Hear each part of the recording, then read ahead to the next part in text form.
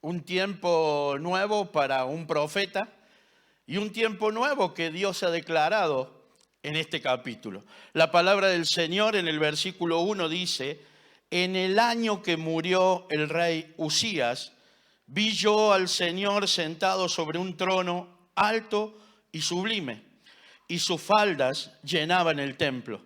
Por encima de él había serafines, cada uno tenía 6 alas, con 2 cubrían sus rostros, y con 2 cubrían sus pies, y con 2 volaban. Y el uno al otro daba voces diciendo: Santo, Santo, Santo, Jehová de los ejércitos. Toda la tierra está llena de su gloria. Y los quiciales de las puertas se estremecieron con la voz del que clamaba, y la casa se llenó de humo. Amén. Vamos a ir hasta ahí, después vamos a leer algunos versículos más. En la introducción me gustaría decir y reafirmar que hay un tiempo nuevo para un hombre de Dios, que es el profeta Isaías.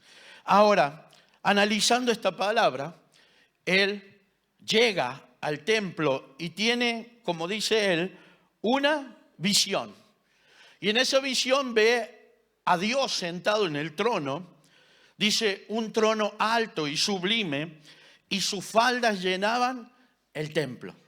Y en este primer punto quiero hablar sobre la importancia del templo o de la iglesia.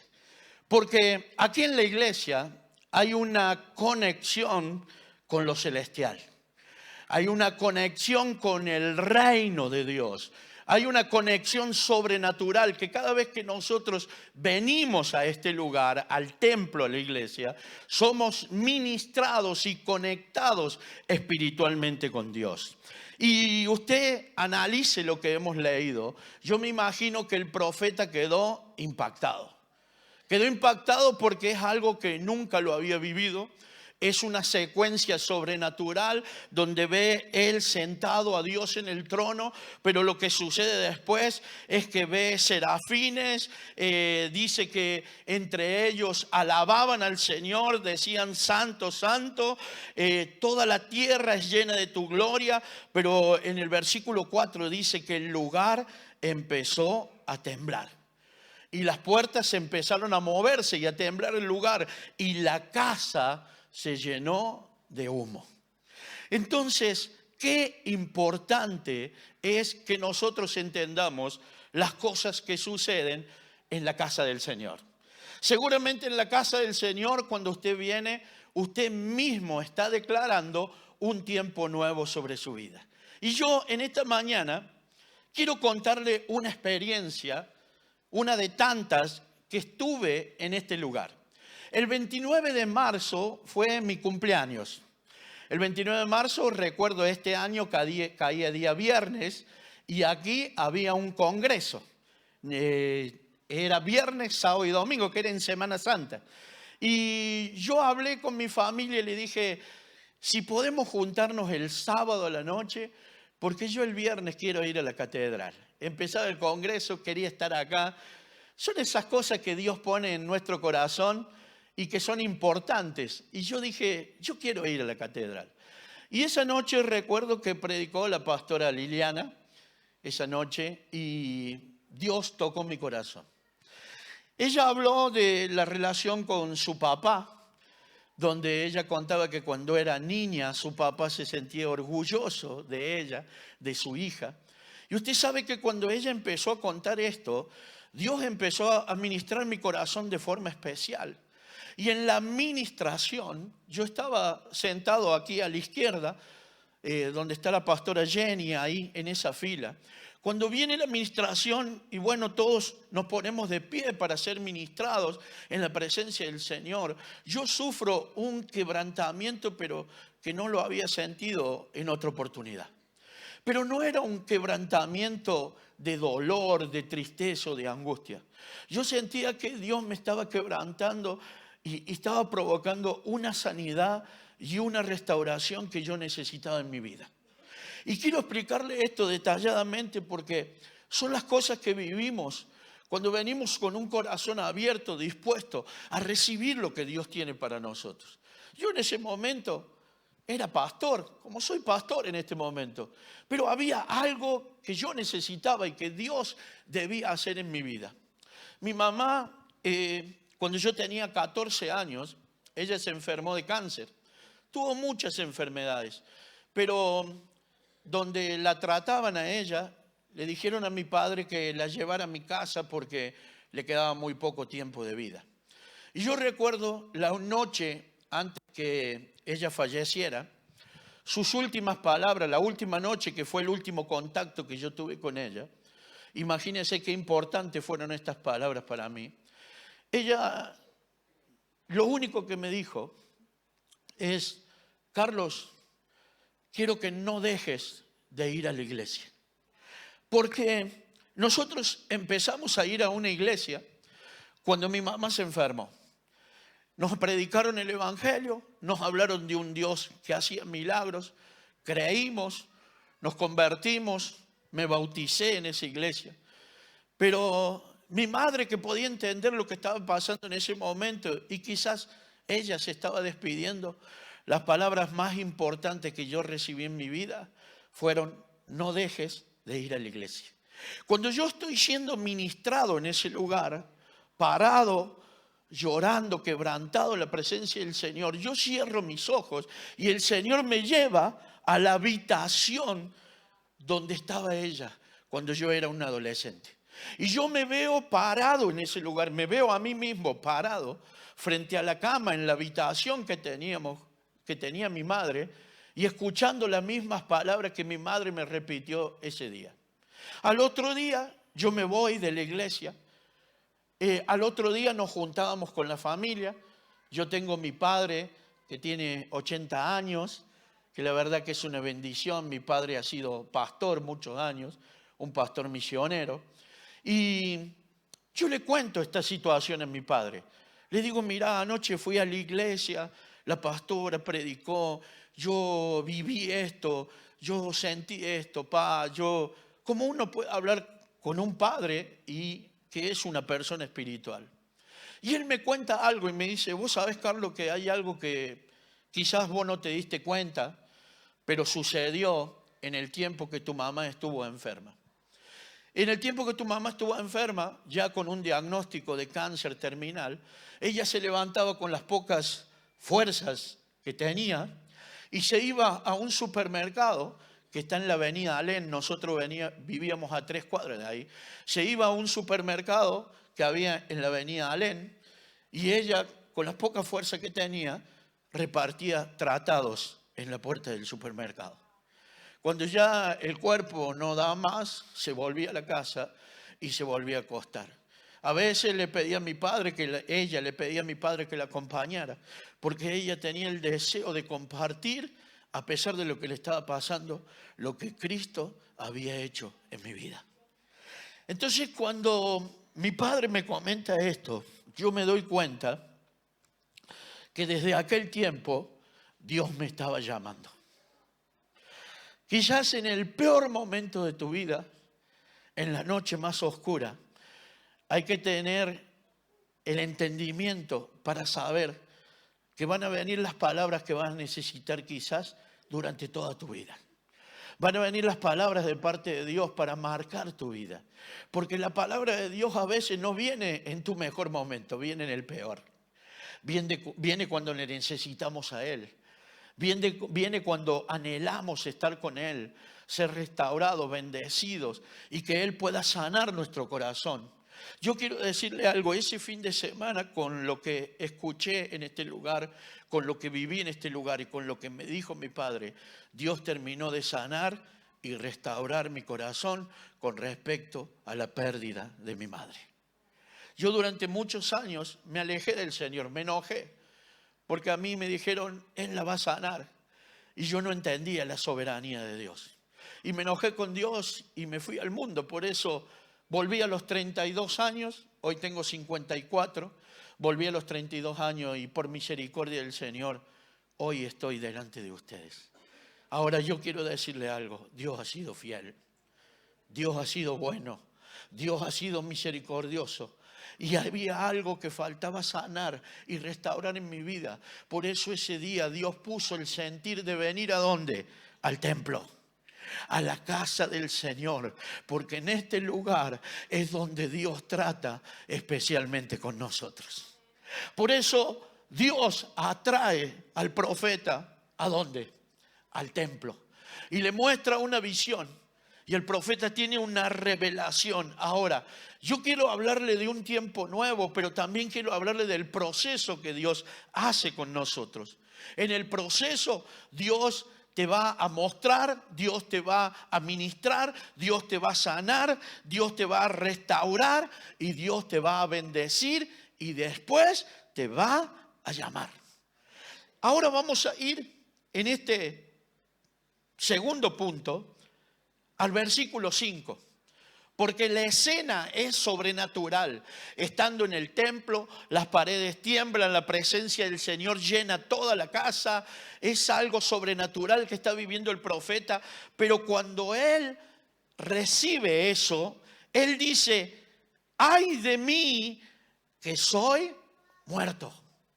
Ay de mí que hay tanta gloria en este lugar, tanta presencia, el mismo Dios está en este lugar, que el profeta sentía: ay de mí que soy muerto. Otra versión dice: ay de mí porque después de haber presenciado esto, voy a morir. Así dice otra versión. Después de haber presenciado tanta gloria, tanto poder y tanta manifestación de Dios en un lugar, dice: yo voy a morir, porque siendo un hombre inmundo de labios y habitando en medio de un pueblo que tiene labios inmundos, han visto mis ojos al Rey, Jehová de los ejércitos. Quiero decirte algo. Cuando hay una manifestación de lo sobrenatural de Dios o una palabra de Dios sobre nuestra vida, no es para muerte, sino es para vida. Es el comienzo de un tiempo nuevo, porque recuerde que este hombre, Dios necesitaba prepararlo, como necesita prepararme a mí y necesita prepararlo a usted. Dios necesita prepararnos para el llamado que tiene para cada uno de nosotros. Dios va a querer encontrarse con nosotros. Me llama mucho la atención lo que dice Isaías. Él dice: ay de mí que soy muerto, o ay de mí que voy a morir por haber presenciado esto. Algo que me impactó fue una palabra que Dios me dio hace un tiempo, que pude compartir aquí cuando nos juntamos los varones, que es una palabra que tiene que ver con Lázaro y su resurrección. Muchos de nosotros en muchas etapas de nuestra vida nos hemos sentido muertos. Y la palabra dice que antes de venir a Cristo estábamos muertos en nuestros delitos y pecados. Ahora, en distintas situaciones, aún estando en la iglesia, hemos tenido este sentimiento. Quizás se han muerto tus sueños, quizás se han muerto tus proyectos, quizás se han muerto, no sé, todo lo que vos creías que iba a suceder. Porque quiero comparar esto con lo que me sucedió a mí. Yo fui a la iglesia con toda la fe, creyendo que Dios iba a hacer un milagro, y mi mamá falleció. Pero quiero decirte algo. No era una muerte que tenía que ver con lo que el enemigo hace en nuestra vida. Era una muerte que tenía que ver con lo que Dios iba a hacer con una familia. Ahora, la palabra que Dios me dio a mí, que la he leído un montón de veces y todavía Dios me sigue ministrando, es cuando Lázaro está muerto. Y provoca la tristeza, el llanto, la decepción de sus hermanas, de todos los religiosos, fariseos y de todos los que le conocían. Pero quiero decirte algo en esta mañana. Juan capítulo 11, Lázaro está muerto. Juan capítulo 12, ¿sabe cómo empieza? Lázaro está sentado a la mesa con sus hermanas. ¿Y quién está sentado ahí? Jesús. Vengo a decirte en esta mañana que aunque si has estado muerto, en la tarde, a la mañana, a la noche, al otro día puedes estar sentado en la mesa de Jesús. Puedes estar sentado evaluando tu llamado. Puedes estar sentado haciendo proyectos y planes, los que Dios ha incluido en tu vida, porque ayer estabas muerto y hoy estás vivo, disfrutando de lo que Dios va a hacer en tu vida.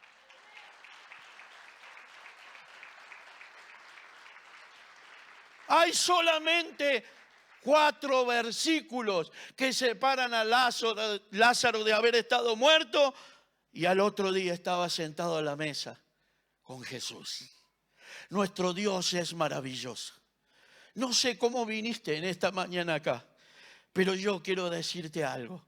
Dios es maravilloso. Y aunque uno esté muerto, si cree en Él, vivirá. ¿Qué está muerto en tu vida en esta mañana? Dios está obrando en tu vida. Obró sobrenaturalmente en la vida de muchas personas que conozco. Pero si nosotros analizamos la palabra, obró sobrenaturalmente en la vida de Isaías. Vamos a leer algunos versículos que están en Job capítulo 8, versículo 7.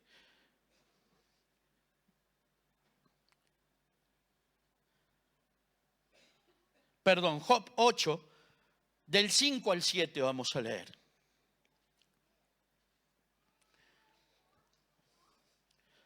Dice la palabra del Señor: si tú de mañana buscares a Dios y rogares al Todopoderoso, si fueres limpio y recto, ciertamente luego se despertará por ti y hará próspera la morada de tu justicia. Y aunque tu principio haya sido pequeño, tu postrer estado será muy grande. Estas son palabras de un amigo que fue a sentarse con Job en el peor momento de su vida. Hay algo que me llama la atención y que vamos a relacionarlo con el pasaje anterior. Dice la palabra del Señor que si nosotros ponemos a Dios primero, le buscamos a Dios de mañana, que es el primer tiempo del día, y le rogamos al Dios Todopoderoso, si nosotros nos rendimos delante de Él, limpiamos nuestro corazón y nos volvemos a una vida en rectitud, Él se despertará por ti. Y he estado analizando esta frase. ¿Qué significa que Dios se despierte por cada uno de nosotros? Usted sabe que Dios tiene planes y proyectos con nosotros. Lo que se despierta en Dios cuando nosotros hacemos esto son los planes que Él tiene para bendecirnos. Dios no duerme, pero hay planes que Él tiene reservados y preparados para ti. Que la Biblia habla metafóricamente porque dice, esos planes se despiertan y se vuelven efectivos en nuestra vida. Pero ¿qué es lo más importante que quiero relacionar con el pasaje anterior? Dice, aunque tu principio haya sido pequeño, tu postrer estado será muy grande. Y algunos minimizan lo pequeño. Lo ven como algo insignificante.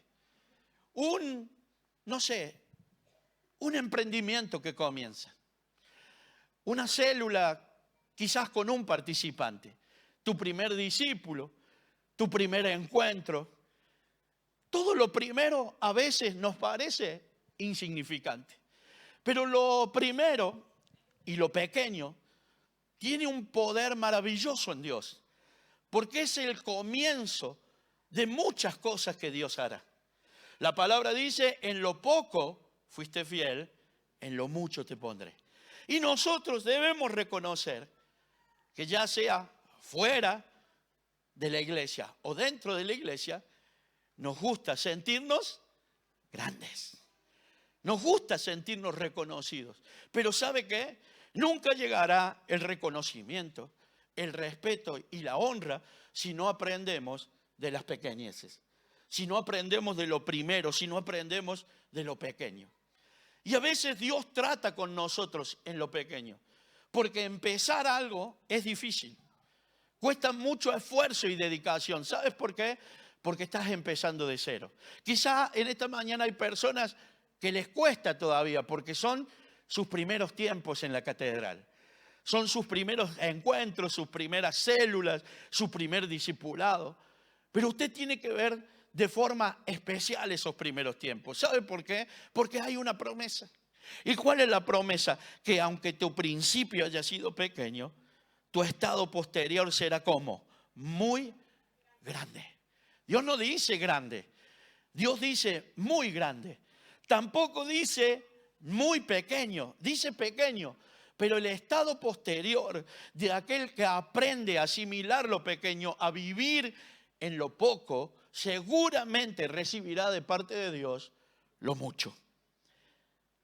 ¿Qué tiene que ver con Isaías? Quiero decirle algo, porque si usted analiza el libro de Job, Job tenía todo lo que un hombre puede tener. Era un hombre espiritual, era un hombre recto, era un hombre que tenía una relación con Dios, era un hombre que cuidaba de su familia, era un hombre bendecido, era un hombre próspero, era un hombre que tenía muchos hijos, era un hombre que tenía una familia, tenía una esposa, pero un día lo pierde todo. Quizá usted conoce la historia. Si no, lea el libro de Job. Es un libro maravilloso. Ahora, ¿por qué le quiero compartir esto?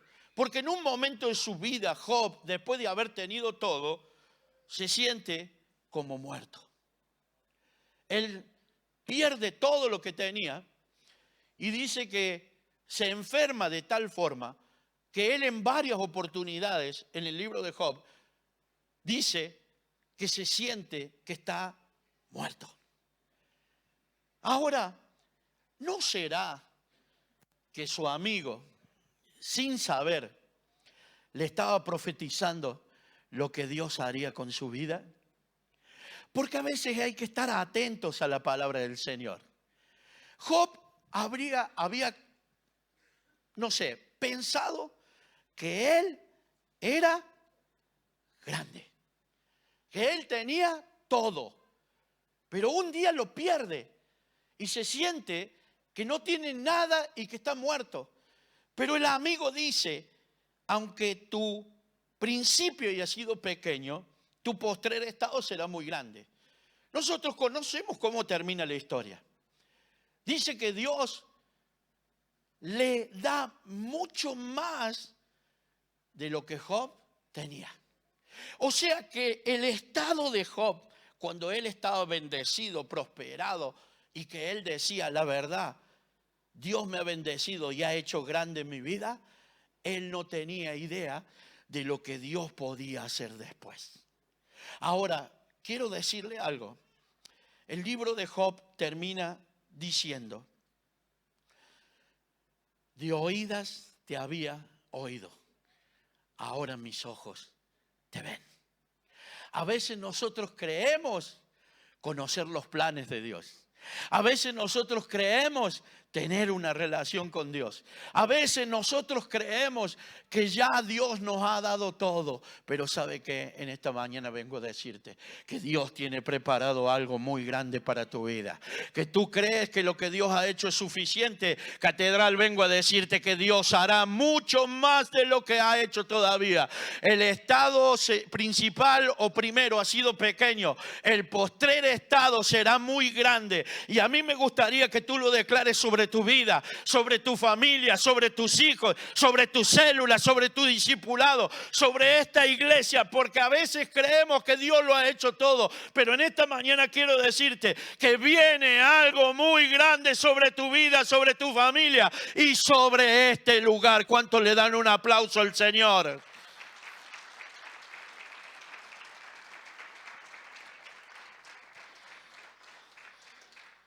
Dios es glorificado cuando lo pequeño se hace grande. Y se glorifica en nosotros. Y se glorifica en nosotros. Por eso si usted está luchando, peleando por asistir, por consagrarse al Señor, por buscarle de mañana, quédese tranquilo, porque Dios va a obrar a su favor. Job creyó tenerlo todo, pero Dios tenía algo más grande para él. Yo quiero que volvamos al pasaje de Isaías, capítulo 6. Ahora, después de esta visión, Dios empieza el proceso con el profeta. Y quizás el proceso es parecido al proceso que hemos pasado cada uno de nosotros. El profeta dice, la verdad, yo no soy digno de haber visto lo que vi y de haber vivido lo que Dios me mostró. ¿Sabe que yo muchas veces me sentía así? Yo dije, No me siento digno. La verdad que esto, cuando yo empecé del liderazgo, es para otros. Es más, me costó mucho. Cuando el hermano está contando su testimonio acá, yo estuve los primeros 5 años, escuche, los primeros 5 años cuando yo volví a la iglesia, sentado en una silla, sin participar en nada. ¿Sabe por qué?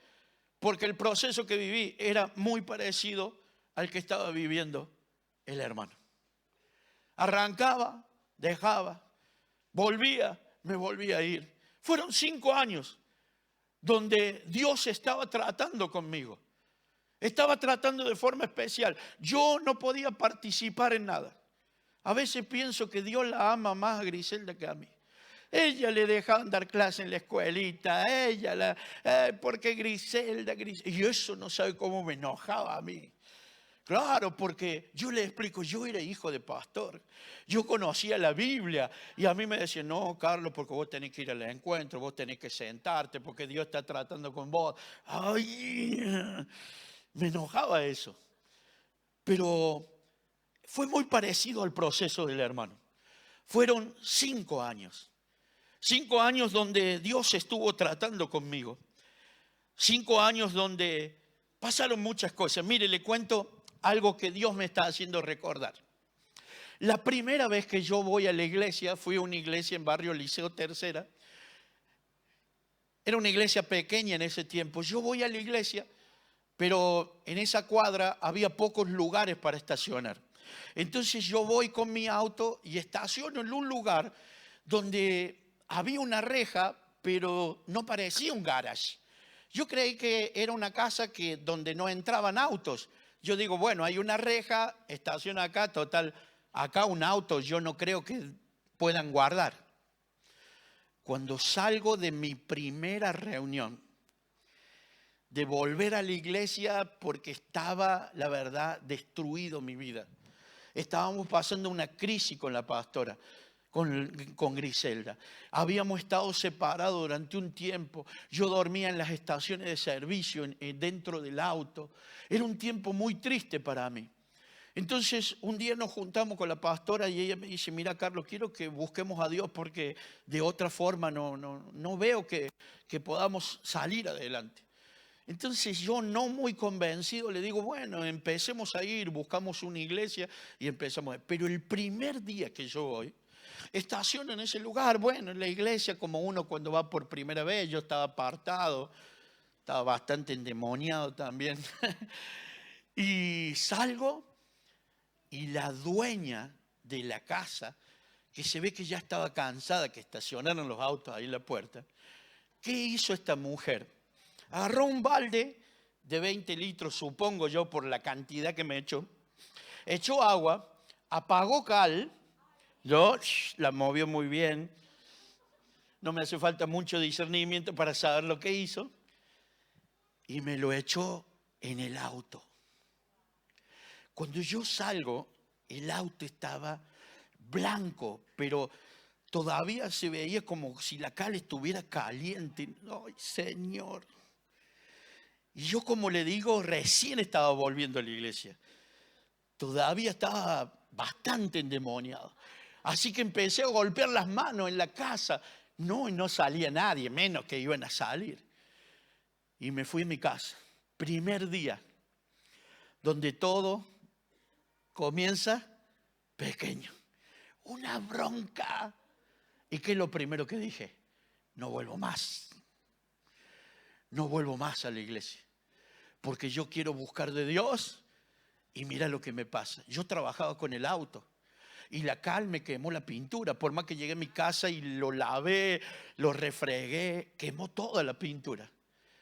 Y nuestras primeras luchas con Griselda y nuestras primeras discusiones fueron ¿cuáles? Yo no quiero ir a la iglesia. Porque en vez de irme bien, me está yendo mal. ¿Y sabe qué? Dios estaba tratando conmigo. Estaba tratando con mi corazón. Estaba tratando con algo que nos cuesta reconocer. ¿Qué nos cuesta reconocer? Nuestro orgullo. Y muchas veces cuando Dios trata son el tiempo de las pequeñeces, los principios, que para nadie es fácil. Pero si volvemos a la palabra, este hombre dice, yo no me siento digno de haber visto lo que yo vi. No siento que un pecador, un hombre de labios inmundos, que vive quizás en una familia, con parientes, amigos y en un pueblo donde se practica el pecado, yo no me siento digno de haber visto con mis ojos al Rey, Jehová de los ejércitos.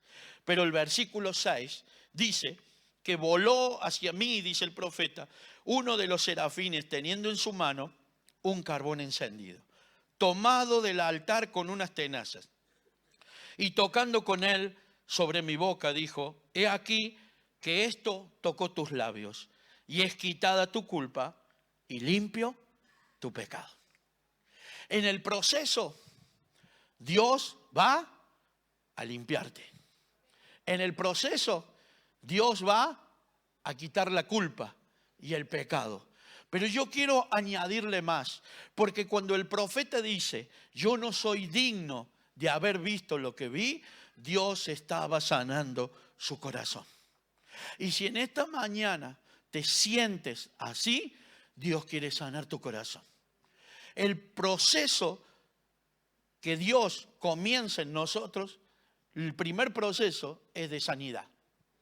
Lo que yo necesitaba cuando empecé a ir a la iglesia es ser sanado las heridas en mi corazón.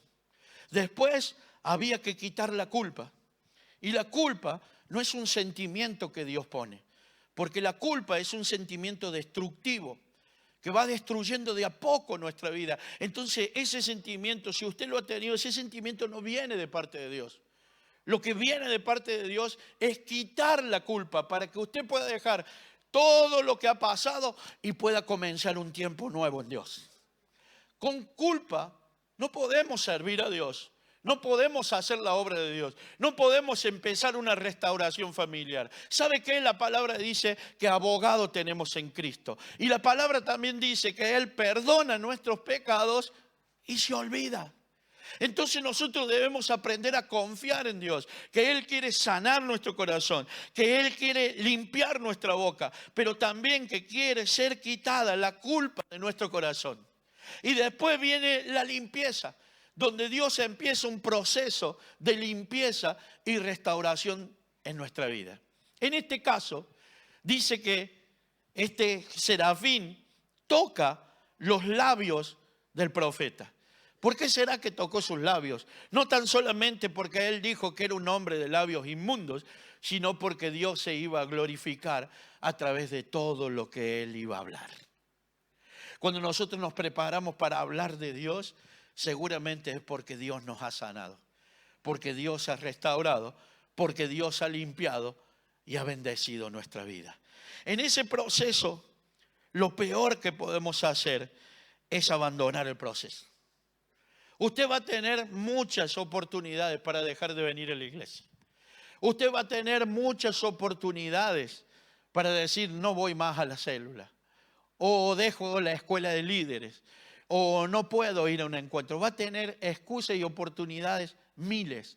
Pero si usted abandona el proceso, usted se va a perder todo lo que Dios tiene preparado para usted. ¿Sabe por qué? Porque algunos se quedan en lo pequeño. Me he encontrado en este camino de liderazgo o en el pastorado con mucha gente que dice, y yo fui a la iglesia, pero no pasó nada. ¿Sabe por qué? Porque no ha valorado los principios de Dios en su vida. Y ningún principio es fácil. No fue fácil para mí y creo que no debe ser fácil para usted. Pero ¿sabe qué? Cuando nosotros dejamos, estamos abortando todo lo que Dios tiene preparado para nosotros. Y ya me queda poco tiempo, pero se lo quiero decir. ¿A cuánto le gustan las películas? A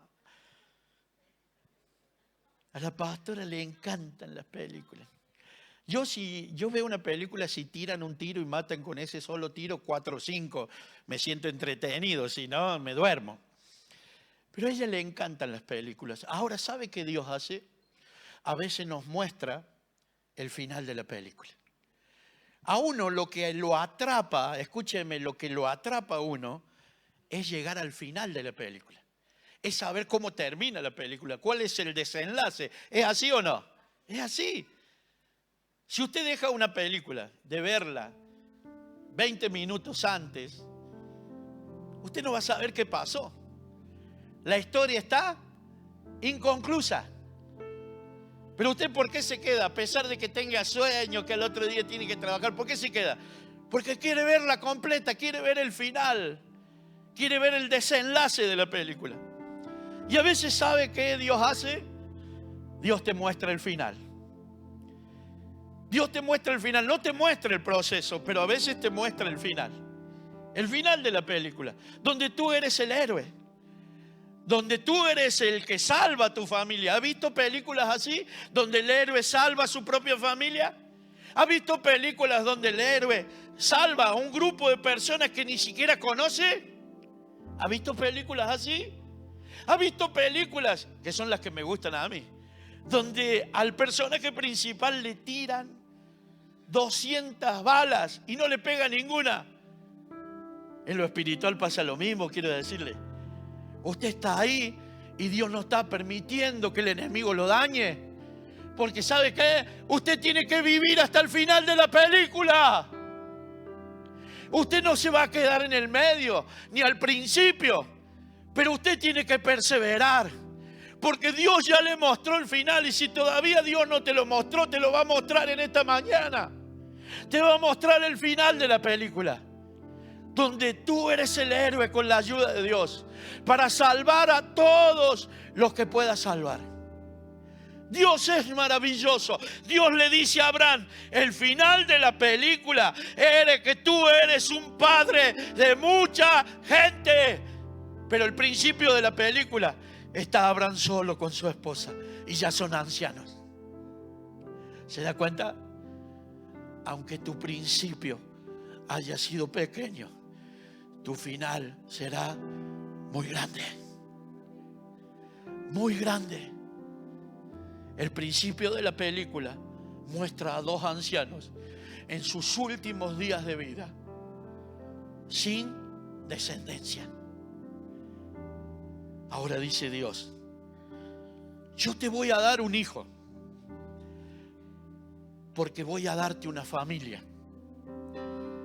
Y en ti van a ser benditas todas las familias de la tierra. El principio y el final de la película. ¿A dónde estás tú en esta mañana? ¿Estás empezando? Vengo a decirte que Dios será fiel. Vengo a decirte que Dios tiene planes contigo.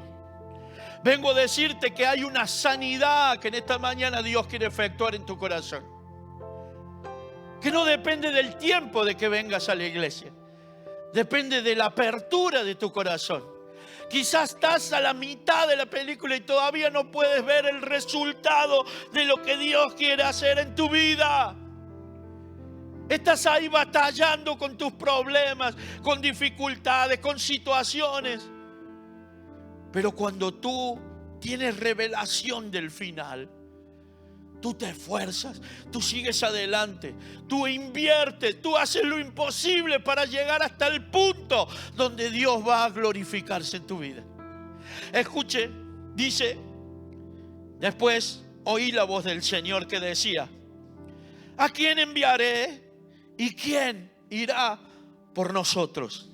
Entonces respondí yo, heme aquí, envíame a mí. Yo quiero ser el protagonista, Señor. Yo quiero ser el protagonista. Porque después de haber visto semejante gloria en el templo, ¿cómo puedo decir que eso no es para mí? Hay gente que ha venido y ha visto lo sobrenatural de Dios en una reunión, en un encuentro, en una reunión de líderes. Ha recibido palabras que han marcado su vida con fuego de parte de Dios. Hay personas que han recibido sanidad, restauración, liberación y cuántas cosas Dios ha hecho. Pero ¿sabes qué? Te falta la última parte, que es la más interesante. La última parte es la más atrapante. Es cuando Dios empieza a transformar lo pequeño, lo insignificante en algo grande. Y tú vas caminando con el Señor en tu vida y empiezan a suceder cosas que no tenías previstas. Empiezan a suceder cosas que no tenías ni idea de lo que iba a pasar. Caminas con el Señor y Él te hace conocer a una persona. Empieza a poner gente que te bendiga. Se te empiezan a abrir puertas que tú creías cerradas para siempre. Pero ¿sabes qué? Al protagonista de la película todas las puertas se le abren. Quizá viene otro personaje y no abre, pero a él se le abre. Porque ya Dios lo ha designado así. Ya Dios ha dicho que lo pequeño se vuelve como muy grande. Y yo vengo en esta mañana para decirte que lo creas, iglesia. Que creas lo que Dios puede hacer. Podría contarte cientos de experiencias, de veces que me volví a mi casa llorando, decepcionado por comentario de alguien, por una situación o por un montón de cosas. Pero al otro día, cuando iba a la presencia del Señor, me presentaba delante de Él y le decía: ¿cómo es esto, Señor? Si tú me mostraste un final, ¿cómo es esto? Dime cómo es esto, porque no lo entiendo. Y ahí viene la palabra de parte de Dios cuando estamos mal. Hay algo que yo aprendí hace muchos años y lo sigo practicando, no importa que seas pastor. Cuando uno está mal es cuando más tiene que venir a la casa del Señor. Cuando uno está mal y pasando una situación difícil, es cuando más desesperadamente tiene que buscar a Dios. Cuando uno está quebrado emocionalmente, económicamente, matrimonialmente o lo que sea, quiero decirte que para Dios no hay nada imposible. Lo hizo con Job, lo hizo con Isaías, lo hizo con Lázaro, lo hizo con Abraham, lo hizo con muchos personajes en la Biblia que pasaron muchas cosas como pasamos nosotros. Pero ¿sabe qué? El final de la película fue maravilloso. Por eso están escritos en este libro. El final de la película fue increíble. Increíble el final de la película. Porque Dios tiene un final feliz. Mis pensamientos son de bien, dice el Señor. De bien. Para darles a ustedes el final que ustedes merecen y que yo he preparado, dice el Señor. ¿Cuántos en esta mañana pueden levantarse, ponerse de pie y decir: Señor, aquí estoy? Aquí estoy en medio del proceso, Señor. Aquí estoy en medio de no entender muchas cosas, Señor. ¿Cuántos están recién comenzando y diciendo: ¿será real lo que estoy viviendo? ¿Cuántos recién están viendo la presentación de la película? Recién están recibiendo sus primeras palabras en su vida. ¿Cuántos de ustedes están empezando a caminar con el Señor? Yo quiero animarte, iglesia, porque esto no es todo lo que han vivido, no es todo. Siempre en Dios habrá más para usted, para la catedral y para todo lo que quieran hacer en este lugar. Dios tiene más. ¿Cuántos lo creen en esta mañana? Ahora yo quiero hacer un llamado. ¿Sabe para quién? Para aquel que dice: a pesar de todo lo que te está pasando, heme aquí, Señor, envíame a mí. Heme aquí con mis errores, mis defectos, mis problemas, mis luchas. Heme aquí, envíame a mí. A mí me encantaría que usted venga aquí adelante. Pase aquí adelante. Queremos orar por tu vida.